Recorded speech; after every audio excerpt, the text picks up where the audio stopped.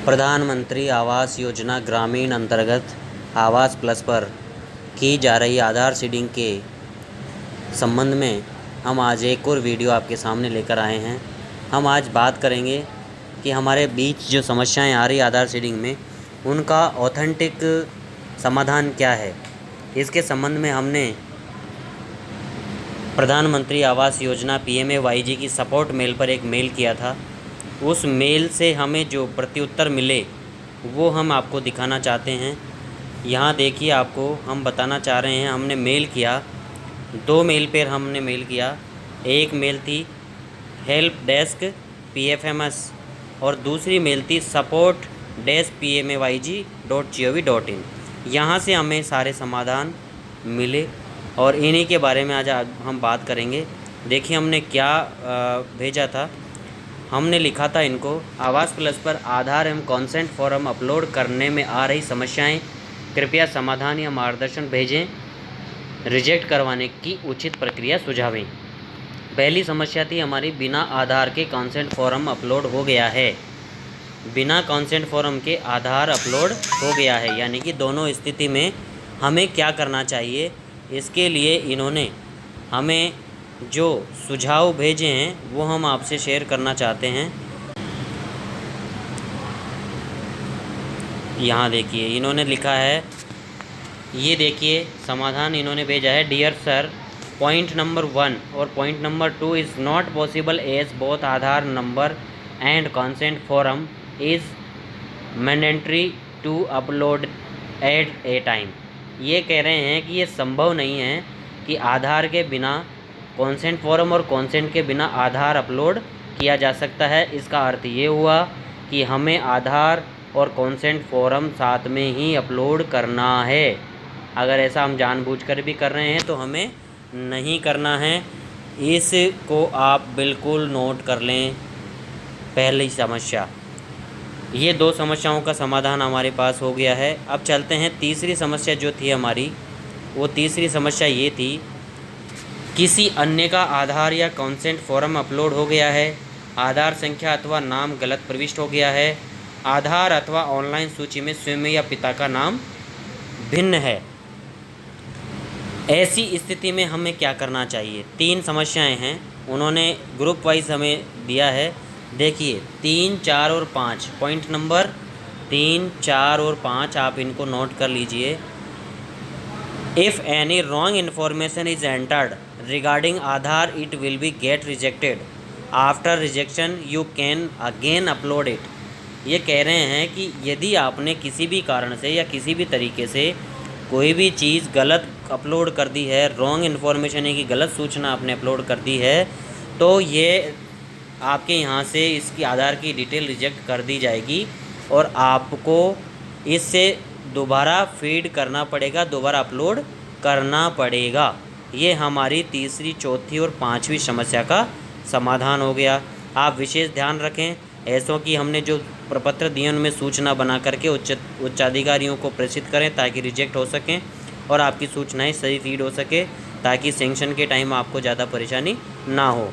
अब चलते हैं, आगे बढ़ते हैं, चलते हैं अगली समस्याओं की ओर।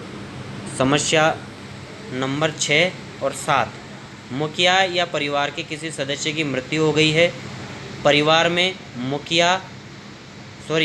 में पुत्रियां ससुराल चली गई है। ये 6 और 7 समस्या है। इनका प्रत्युत्तर इन्होंने ये दिया है कि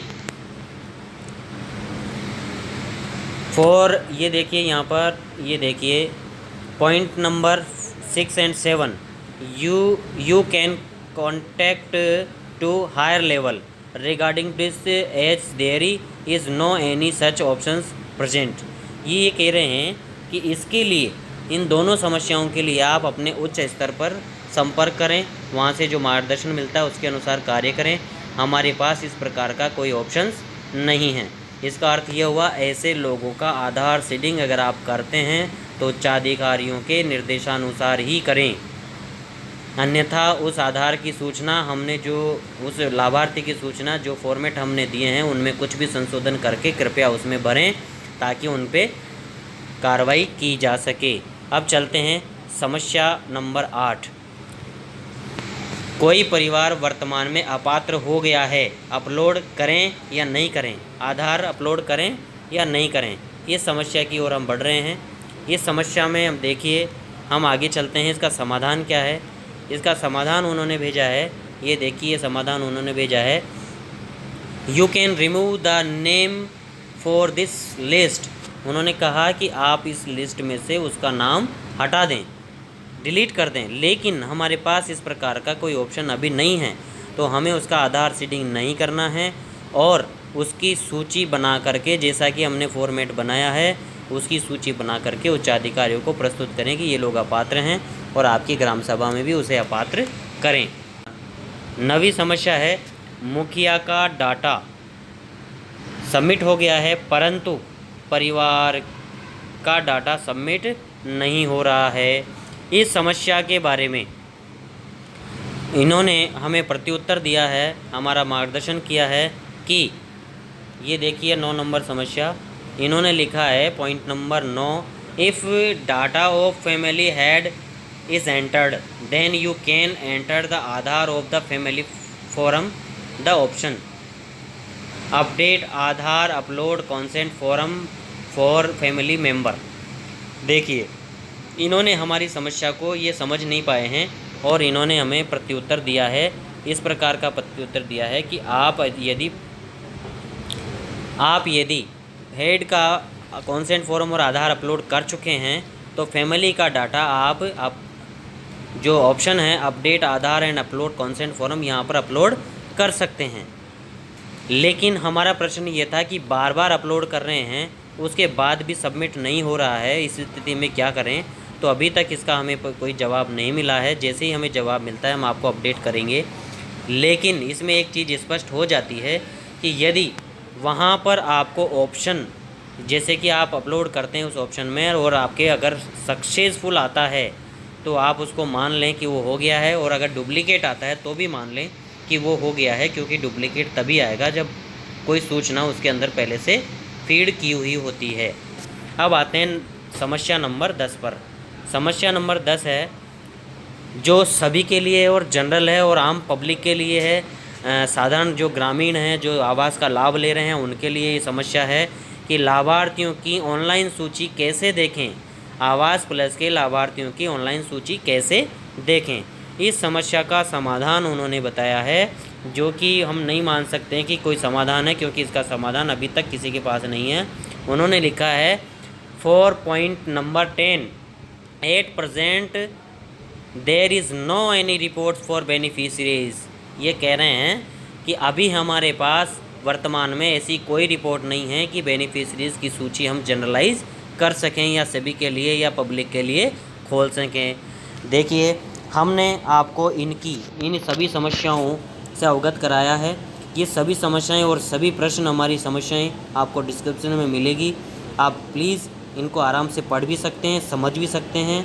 और देखिए, हमारे पास जो जवाब आया वो हेल्प डेस्क से आया है, इसकी भी हम पुष्टि कर रहे हैं। हमने हेल्प डेस्क से इसके बारे में प्रश्न किया था और ये हमारे पास यहाँ से आया है। ये हम अपनी तरफ से नहीं कह रहे हैं, हेल्प डेस्क से जो हमारे पास समस्याओं का समाधान आया है उसके आधार पर हम आपको बता रहे हैं। अब आपका स्पष्ट हो गया होगा कि इन 10 समस्याओं में से यदि कोई भी समस्या आपको आधार सीडिंग में आ रही है तो आप इनका ध्यान रखते हुए अपनी आधार सीडिंग को सही तरीके से करें, किसी भी प्रकार की कोई गलती नहीं करें। हमारे इसी प्रकार के और भी वीडियोस आपके सामने आते रहेंगे। कृपया हमारे इस चैनल पर बने रहिए और हमारे नंबर पर आप कॉल कर सकते हैं, संपर्क कर सकते हैं। साथ ही आप हमें कमेंट बॉक्स में लिख करके भी अपनी समस्याएं बता सकते हैं। हमारे पास बहुत कॉल आ रहे हैं और हम सभी का समाधान अब तक कर पाए हैं, सभी की सहायता कर पाए हैं और आशा रखते हैं कि आपकी सभी समस्याओं का समाधान हम यहाँ से कर पाएंगे। आपका बहुत बहुत धन्यवाद, थैंक यू। और हमारे इस चैनल पे ऐसे ही बने रहिए। हो सके तो इस चैनल को सब्सक्राइब करें ताकि आपके भविष्य में ये बहुत काम आ सके और हम आपको बहुत हेल्प करने वाले हैं इस चैनल के माध्यम से। Thank you.